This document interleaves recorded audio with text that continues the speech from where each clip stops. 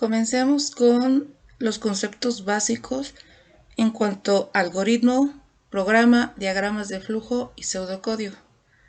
Hay unos elementos gráficos, ejercicios y recursos de video que los pueden consultar, aunque no son exigibles, pero les van a ayudar para poder hacer el repaso.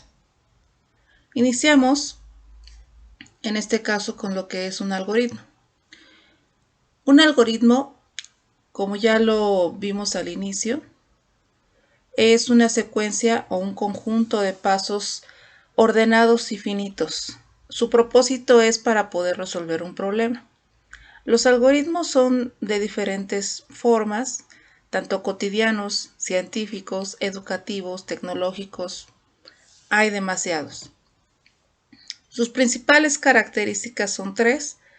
Aquí se mencionan cuatro, pero las tres principales es finito, preciso y definido. Un algoritmo debe ser finito, ya que para resolver un problema debe tener un inicio y tiene un final. Esa es su principal característica. Debe ser preciso porque para poder resolver un problema matemático no puede haber ambigüedades. El método que se esté ocupando, científico o de investigación, también debe ser muy puntual. Eso nos lleva a la tercera, que debe ser definido, ya que no debe haber dobles interpretaciones y debe de funcionar para cualquier tipo de problema. A eso llegamos con el punto 4, que debe ser general. La propuesta de solución no solamente debe de permitir solucionar en el momento el problema presentado, sino otros problemas, los que sean. Los algoritmos por lo general se clasifican, como les decía, en dos tipos. En este caso, los computacionales y los que puede hacer el ser humano. Los computacionales también son denominados los cuantitativos, ya que estos llevan un proceso, se califican por medio de estadísticas de entradas y salidas, y los que realiza el hombre o el ser humano son cualitativos, que son aquellos que solamente cumplen con resolver un problema y hay diversos tipos de soluciones. Por ejemplo, un cualitativo puede ser cuando planeamos las vacaciones y entonces comenzamos a pensar en posibilidades para viajar, en si nos vamos a ir en autobús, si nos vamos a ir en un auto propio, etc. También un tipo cualitativo es la preparación de una receta de cocina. Mientras que los algoritmos computacionales o cuantitativos deben llevar un proceso estricto. Pueden crear, por ejemplo, una aplicación, un programa, y esto se mide en rendimiento, en velocidad, en la capacidad de solucionar, por ejemplo, un cálculo. Aquí tenemos precisamente la parte optimizada. Un ejemplo es un básico que es que entiende cuando uno se levanta hasta que llega a la escuela. Pues entonces los pasos muy básicos, el problema es llegar a la escuela desde que uno se levanta.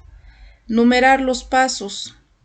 Se levanta, se asea, se viste, se desayuna, se lava los dientes, toma la mochila y se va a la escuela. Ese es un algoritmo cualitativo. Entre cada uno de ellos puede haber algunos ajustes. Puede ser que el aseo o el baño se tome por la noche y no se agregue aquí en el punto 2. También puede haber una parte diferente en cuanto a que tomas la mochila. Después de la mochila puede ser que tomes el autobús o te lleven a la escuela. Entonces ese es más que nada cualitativo, no afecta tanto el resultado del problema. Bien, ahora vamos a pasar a una parte que son los diagramas de flujo. Recordemos que un diagrama básicamente puede representar una idea, puede expresar un ensayo. Hay diagramas como cuadros sinópticos, organigramas que permiten la organización de una empresa. En el caso específico, para los algoritmos existe un diagrama que se le denomina el diagrama de flujo, que no es más que la representación gráfica de cada uno de estos pasos del algoritmo. Y bueno, una representación puede ser como esta, donde tenemos inicio, tenemos una decisión y procesos alternos. Hay unas reglas básicas para su construcción. Como está en función de un algoritmo, debe tener un inicio y un fin. Las líneas no pueden ser diagonales, no pueden cruzarse. También estas líneas o las flechas de flujo solamente deben de llevar un solo flujo y debe ser de arriba a abajo, de izquierda a derecha. Otras reglas que nos permiten construir es la notación dependiendo del lenguaje de programación. Esto es en función de las variables y constantes que se ocupen para el lenguaje de programación. Puede o no llevar comentarios, es preferible para los usuarios que comienzan a trabajar con esto. También es requerido ocupar algunos conectores si es que el algoritmo es muy grande. Y lo que les mencionaba, que una línea no puede llegar a más de un símbolo determinado.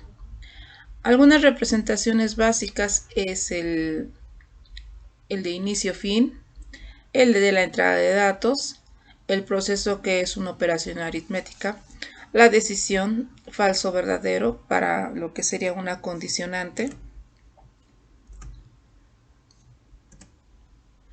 el selector múltiple para poder tener una condición de dos o más posibilidades, ya no solamente falso-verdadero, la impresión por pantalla o impresión en papel, las flechas de flujo, los dos conectores, el del círculo, primero es el que corresponde a un conector en la misma página, el segundo para un conector a una diferente sección, y la última es con una etiqueta donde podemos poner un subproceso o inclusive un comentario.